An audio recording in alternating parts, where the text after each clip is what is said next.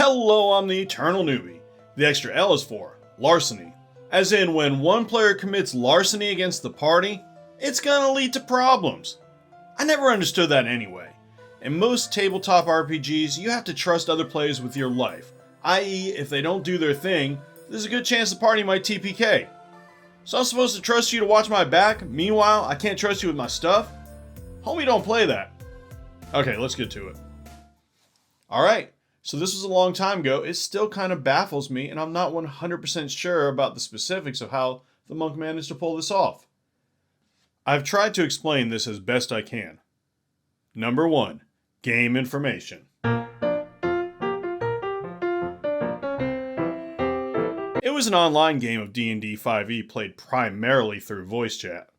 I was invited to the game by an online friend who was friends with the DM. The rest of the party was filled up with players who responded to the DM's game ad. This was also a higher level campaign. I think we started at about level 8 and the DM was generous with XP. Number 2. The Monk. The problem player was playing a Tabaxi monk. He was kind of a douche, and also the type of min-maxer who would keep talking about how awesome his character is designed, how we can't even compare, and would lord it over us from time to time. Still, his douchey tendencies were tolerable, or so we thought. For the longest time, the DM knew better. Monk also had many thief-type skills and kept bragging about how he's so fast and no one could catch him. He always insisted on going everywhere first to scout, and sometimes just rushed into danger with the rest of the party having to catch up to him. A few times, this got him into trouble. We had to save him, and he always whined that he should have been able to get out of it by himself whenever that happened. When we were in town, or any kind of civilization, he'd always go off on his own. We didn't think much of it. The DM occasionally roleplayed separate scenes for each player character whenever there was a need for it, and the rest of our characters also sometimes went on their own errands. Monk's character was also the insufferable, typical lone wolf. So none of us really wanted to roleplay any more than necessary, and thus didn't inquire further. Number 3. Trouble is brewing.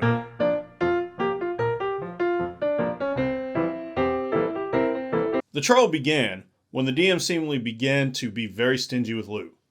It had been steadily growing worse over the course of a few sessions. Soon enough, we'd fight through a whole dungeon and see that about half the treasure chests and such would be only half full or even completely empty, as if someone pilfered them. There were also no magical items found by us for several sessions. Before that, we'd find at least one per session. Even if it was a small one that was mostly for flavor, it was a very high magic setting. I thought the DM simply decided to be a lot more strict with loot, so I didn't say anything. At one point, we were fighting an undead warlord who stole the ancestral sword of my character's family. But when we got through the castle into the treasury, the sword wasn't there, and again, half the treasure chests were empty. I thought it was simply a plot hook, and the DM would follow back on the sword's real whereabouts later. So despite the initial disappointment, I didn't give it much thought. The next session, we were supposed to go to some forgotten temple and retrieve some artifact from there.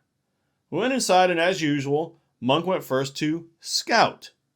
There were no enemies inside, and as soon as we set out to follow the super fast monk, the DM announced to us that we hear the monk screaming in pain. The monk seems confused by this, and as soon as we go inside the room the monk was in, the DM narrated that we can see a large statue of the goddess whose temple it is. Underneath it is a large ornate chest, and there were some runic letters on the chest. And in front of the said chest was the monk, now turned into a golden statue. Monk was furious. Started an argument with the DM, and it got heated.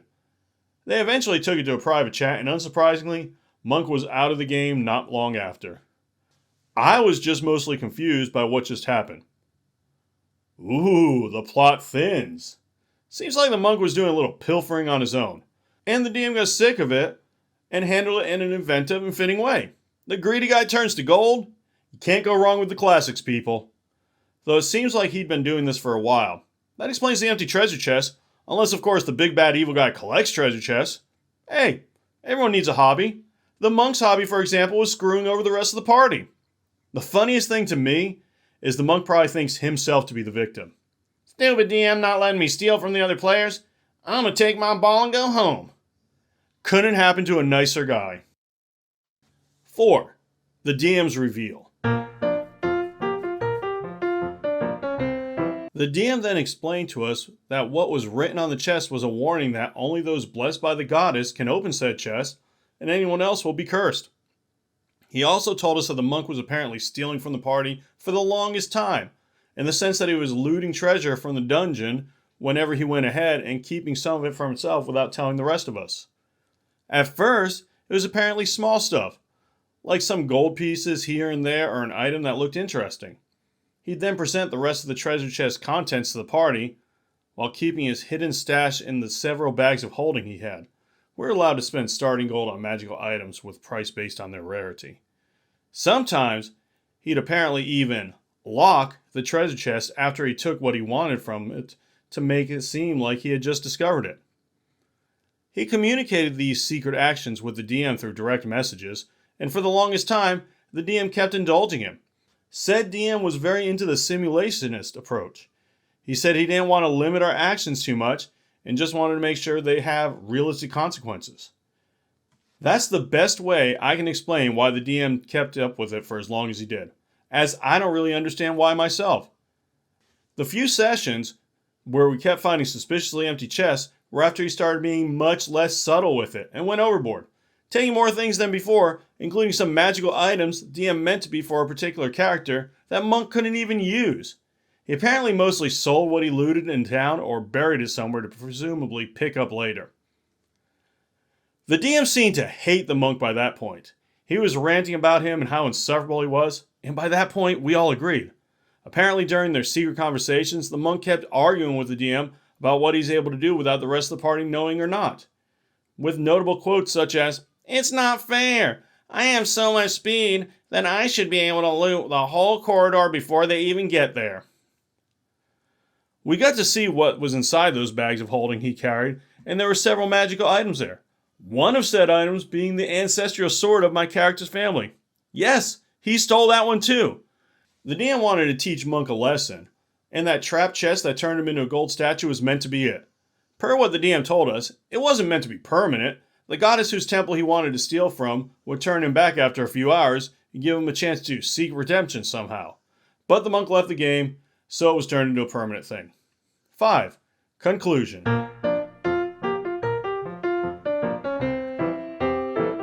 The rest of us were not that surprised, as Monk seemed to be the kind of guy to do things like this. The monk was also particularly insufferable the last few sessions prior, and we were overall just glad he was gone from the game, and we're happy to continue without him. And the game did improve afterwards.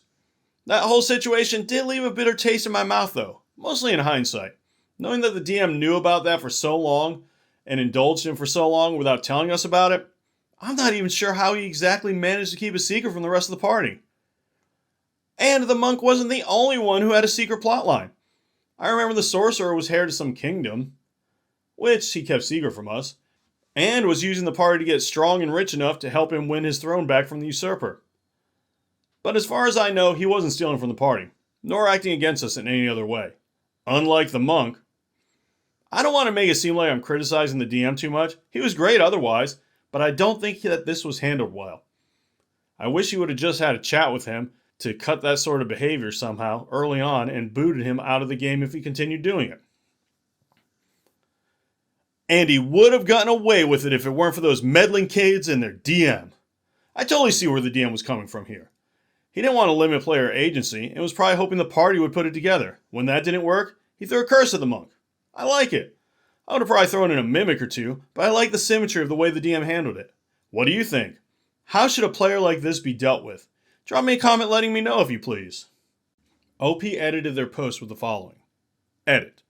To make something clear, we did ask questions in character when it seemed relevant, tried to investigate a bit to see if there was something fishy going on, mainly towards the end, but we didn't learn much, so we moved on. Our party wasn't very good at the relevant skills, except the monk, which is why we didn't protest when he always wanted to scout. When it came to the castle treasury with the missing sword, we did try to investigate, but there weren't any real clues left there. At least none the DM let us find. so we ended up assuming that the sword was somehow stolen from there years ago for all we knew. We had no real leads to follow regarding it, so we put it on the back burner and focused on something else, figuring that a lead might present itself in the future. And we all had side RPs. That wasn't anything unusual. Monk had more of it. Again, not strange, since he kept acting like the lone wolf, and we didn't feel obligated to let him stay for out-of-game reasons. Our characters probably wouldn't let him remain part of the group, as he was generally just shady. I feel that part of the issue was a difference of expectations between us and the DM. There was a lot more going on in the game besides the monk stealing some of our loot. This resulted in us being much more interested in different things and focusing on them rather than the mystery of some empty treasure chest and missing loot. If it continued, we'd likely start paying more attention to it. But after Monk went overboard with this, it didn't last long enough for us to make this our priority. DM was fond of sprawling dungeons with multiple routes. Monsters/enemies would be scattered about, patrolling or just living whatever life they had, and the prospective treasure could be anywhere. It wasn't just treasure chests, it could be coffins or urns or whatever made sense too. So there was enough for the monk to grab if he explored the side passages and such. The strange thing is that I don't even remember the monk being split from our group that much. Like we'd finish a combat encounter, then loot whatever the enemies had on them.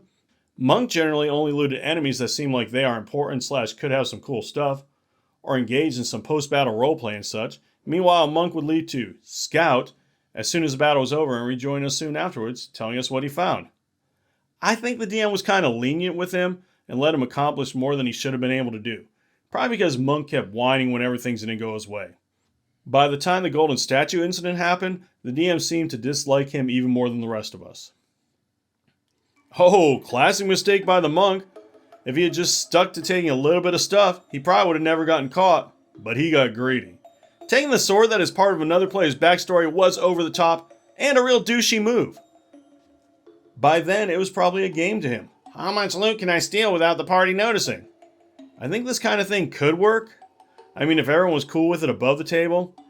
You know, leading to a redemption arc maybe. But I've never seen it handled well. If you have, let me know in the comments, or just tell me anything. I love getting comments. Likes are also appreciated, as well. And subs too. I'm not saying I base my self-worth on my sub count, but I'm not saying it either. In any case, thank you so much for watching and making it to the end. As always, play your character. Don't let your character play you.